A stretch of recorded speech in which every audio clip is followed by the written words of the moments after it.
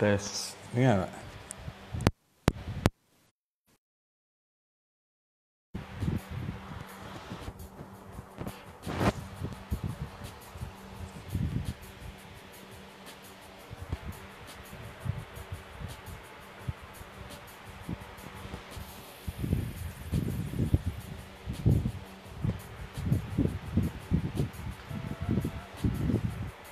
Dengar tak?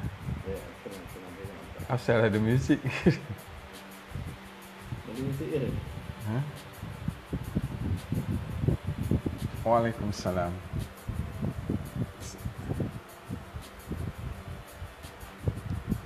Sekejap kita tengah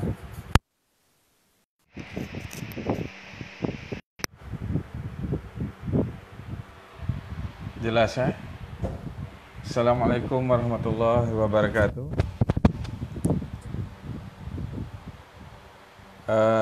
Boleh dengar ke suara saya?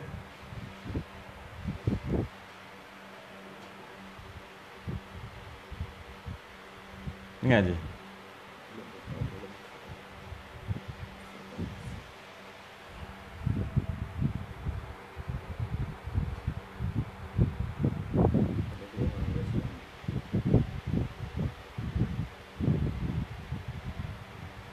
Jelas? Jelas. Waalaikumsalam. Boleh, okey. Kita okey, kita mulalah. Ada sebenarnya saja nak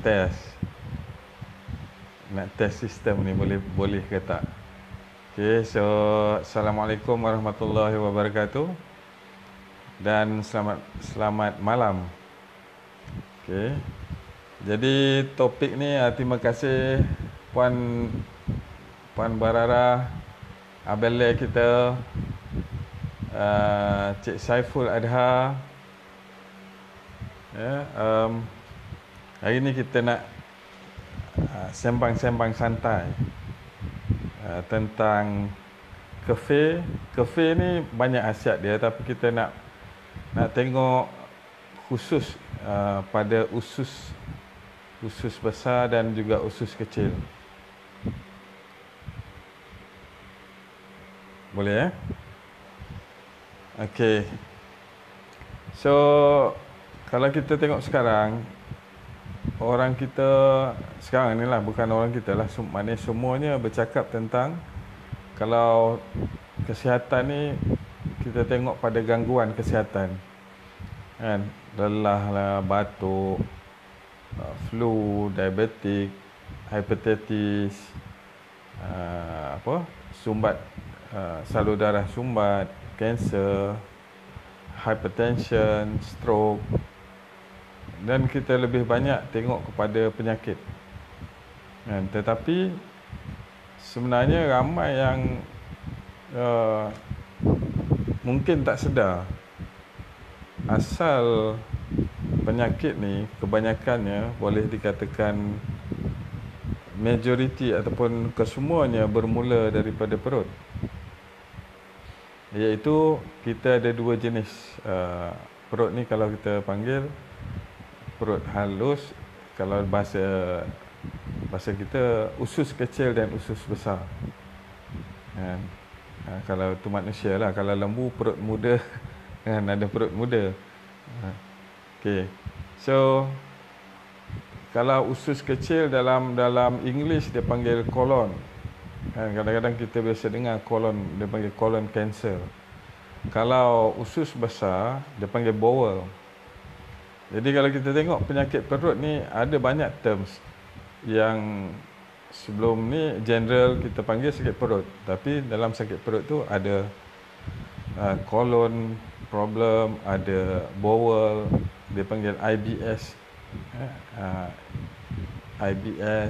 dan banyak lagi lah yang bermula di perut. Even gastrik pun ada banyak jenis kan? Ada biasa orang panggil gastrik, ada setengahnya dia panggil GERD. Itu jenis-jenis penyakit yang bermula dari usus Itu yang direct daripada usus. Okey. Jadi sebenarnya macam mana contohnya usus kecil ni dia punya saluran pencernaan ni, dia punya panjang tu 75 meter di dalam perut kita. 75 meter ni panjang lah. Okey. Jadi dia pula menyerap 90% daripada nutrisi kita. Maknanya kalau usus kecil kita ni kurang berfungsi, kita makan vitamin ke, kita makan makanan ke, maknanya dia kurang menyerap. Jadi yang tu kita nak kena jaga usus kecil kita tu. Sebab 90% daripada nutrisi, maknanya kita makan apa semua kan ada nutrisi dia, nutrisi konten apa semua. Jadi sebenarnya kalau usus kecil yang sihat, dia menyerap 90% daripada nutrition ni. Jadi ada setengah orang makan suplemen bermacam-macam, tetapi apa orang kata, dia tidak menyerap. Jadi rugilah kan, kita tak dapat benefit daripada suplemen tersebut. Jadi itulah permulaan. Kalau boleh siapa yang ambil banyak so-called suplemen ataupun makanan tambahan tu, pertama sekali bersihkan dulu usus. Maksud kata cuba cari produk-produk yang boleh detox, ataupun salah satu yang paling bagus adalah kefir lah. Produk-produk yang mempunyai probiotik yang tinggi. Okey. Itu antara orang kata salah satu benefit yang besar yang ada pada kefir. Dan di dalam usus besar pula, usus kecil dia menyerap, usus besar pula, di dalam usus besar terdapat sekitar 500 spesies ataupun apa dia panggil lepas rindu tengok muka Cik. Apa nanti kita boleh kita boleh minum sembang lagi. Okey, apa nak cakap tadi? Bakteria, okey, dalam usus besar terdapat lebih 500 spesies bakteria di dalam saluran pencernaan usus besar tu. Dalam bahasa saintifiknya adalah gastrointestinal. Okey, yang terdiri daripada bakteria baik dan bakteria jahat. Okey. Jadi dalam sistem pencernaan yang dikatakan sihat, bila mana pencernaan ini lebih banyak bakteria baik. Maknanya kalau 80% daripada 500 jenis tadi terdiri daripada bakteria baik, maka sistem pencernaan kita sihat. Okey. Memang akan ada balance lebih kurang 20% bakteria jahat yang masih lagi ada di dalam perut kita lah, sebab kita makan hari-hari, dan daripada makanan itu sendiri ada pelbagai jenis bakteria. Okey, jadi apa yang kita boleh tengok perbezaannya, orang yang mempunyai bakteria baik yang banyak, dia punya dia punya so-called tidak mudah dijangkiti lah. Maknanya ada orang lain, dia ada sharing daripada kita punya customer. Dia kata dia makan satu keluarga makan benda yang sama, tapi anak dia tak kena sakit apa-apa pun, tapi dia selalu kena diarrhea, kena makan sikit diarrhea, sedangkan orang lain dalam keluarga dia makan benda yang sama tak kena apa-apa, kan, biasa, normal. So itulah yang kita saya nak terangkan contoh normal memang makan biasa, tapi kalau kita punya usus tak sihat, sistem pencernaan kita tak sihat, maka kita mudah dijangkiti lah kan, pada penyakit-penyakit yang bermula daripada perut. Okey. Kalau ada nak tanya soalan, boleh apa? Boleh type dekat message. Okey, selain daripada orang yang kena keracunan biasanya kan, sebenarnya keseimbangan bakteria di dalam sistem ataupun saluran pencernaan ni boleh memberi efek lebih daripada masalah perut. Apa yang kita tengok yang direct, yang very straightforward adalah bila kita ambil makanan yang macam tu tadi, kena diarrhea. Tetapi sebenarnya daripada masalah saluran pencernaan ni, apa yang boleh efek pada kita selain daripada tu adalah emosi. Kan? Bila keadaan saluran pencernaan kita tak stabil, bermaksud sepatutnya 80 bakteria baik, 80% daripada bakteria baik ada di dalam sistem pencernaan kita. Maksud saya, katalah ada 50-50 lah, 50 bakteria baik, 50 bakteria jahat, 50%. Okay. Apa yang boleh impact, boleh bagi efek pada kita adalah sistem seperti emosi dan stres. Dia boleh membuatkan kita stres. Kadang-kadang orang susah nak buang air pun dia jadi stres juga. Jadi dekat sini banyak lagi penyakit-penyakit yang bermula daripada usus besar. Contohnya apa yang boleh bagi efek pada kita punya usus besar ni, contohnya kalau kita ambil ubat-ubat seperti steroid, antibiotik. Okey. Dan bila kita suka untuk buang air lah, mana kata 2-3 hari, ada setengah orang 2-3 hari pun tak boleh nak buang air kan. Jadi kat situ berlakunya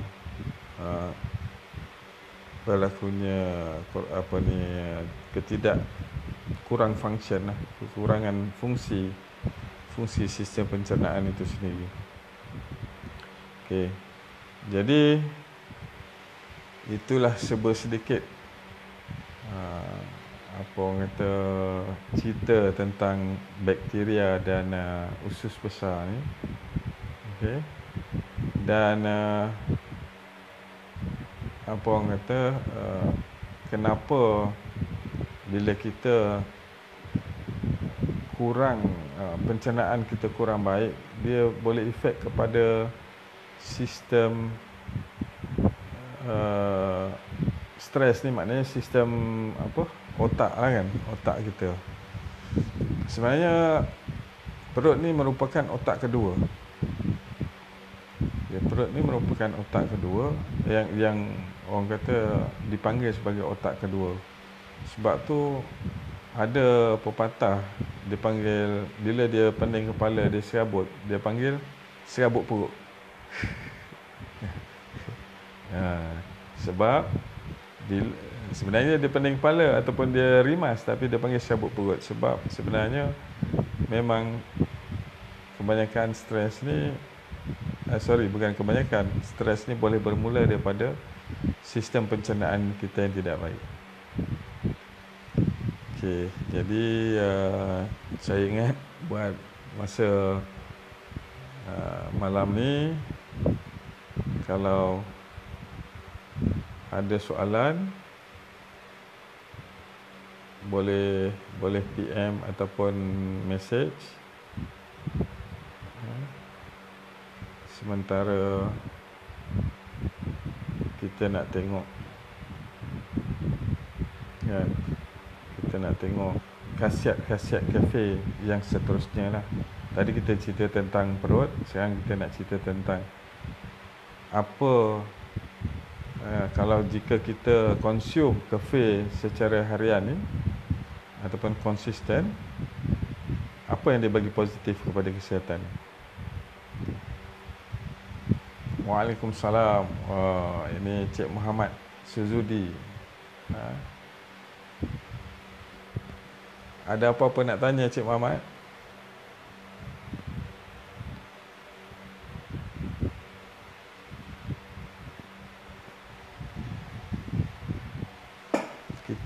Kita bercakap tentang kafe dan perut. Kan? Kalau Cik Mat ni, Cik Muhammad Suzudi, perut dia saya rasa six pack. So tak ada masalah.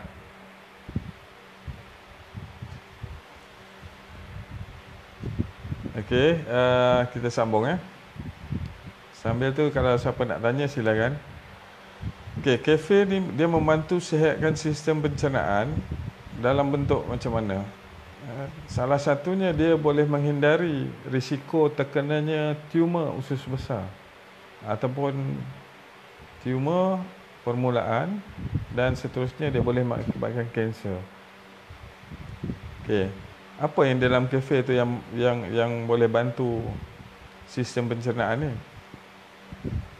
Sebenarnya di dalam kafe kita tengok pada satu sudut, pertamanya adalah bakteria baik, bakteria probiotik lah, bakteria baik ni.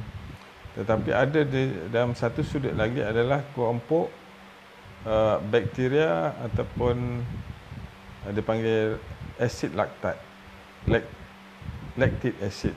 Dalam bahasa kita ialah bakteria asid laktik dalam kafe dapat membantu mengelakkan pertumbuhan bakteria yang menyebabkan penyakit ataupun patogen di dalam salur pencernaan. Maknanya dia boleh menghindarkan. Okey. Jadi anti-microbes dia boleh melambatkan ataupun bagi slow lah kan, bagi slow pertumbuhan bakteria ataupun bakteria, dia panggil bakteria penyebab penyakit ni patogen. Patogen ni satu benda yang bahaya lah jadi dia boleh bagi slow. Dan bakteria asid laktik ni juga merangsang pergerakan hampas makanan dalam usus besar sehingga mempercepatkan proses pengeluaran kotoran. Maknanya antara salah satu sebab kita susah nak buang air ni adalah disebabkan slow movement kan, hampas makanan lah. Actually kita buang air ni, kita buang hampas makanan. Hampas makanan ni slow, pergerakan dia slow. Jadi bakteria asid laktik ni yang boleh mempercepatkan pergerakan tu, macam pelincir lah. Okay. Dan dalam masa yang sama, bakteria asid laktik ni juga stimulate sistem imun. Sebab di dalam sistem imun sistem kita ni, sel imun sistem 70 ke 80% berada di dalam usus sel-sel imun sistem ni. Okay, jadi dia boleh stimulate imun sistem, dia boleh mengoptimalkan keadaan imun sistem. Okey, Cik Mat ada pertanyaan ni ke testimoni ni? Alhamdulillah, lepas minum kafe, usus perut saya dah pulih. Ramai kawan serta sahabat-sahabat saya recommend kafe. Diorang pun teruja dan repeat order. Alhamdulillah. Alhamdulillah. Okey, Cik Muhammad Suzudi memang ada masalah. Ada masalah ke sebelum ambil kafe, Cik Mat? Cik Azra Zura, ambil dia saja atau kena campur dengan lain-lain minuman?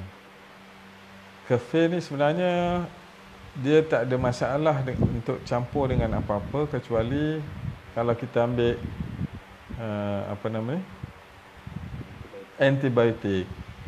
Kalau kita ambil antibiotik, kita kena jarakkan sekurang-kurangnya 2 jam, Cik Zura, Cik Azra Zura. Okey, kita boleh juga minum direct. Kalau orang dah biasa dia minum direct je. Kan, minum dalam 50 ml ataupun mula-mula kita, kalau kita belum pernah minum, kita cuba dulu 30 ml sebab kadang-kadang dia panggil apa, kita ni barang natural.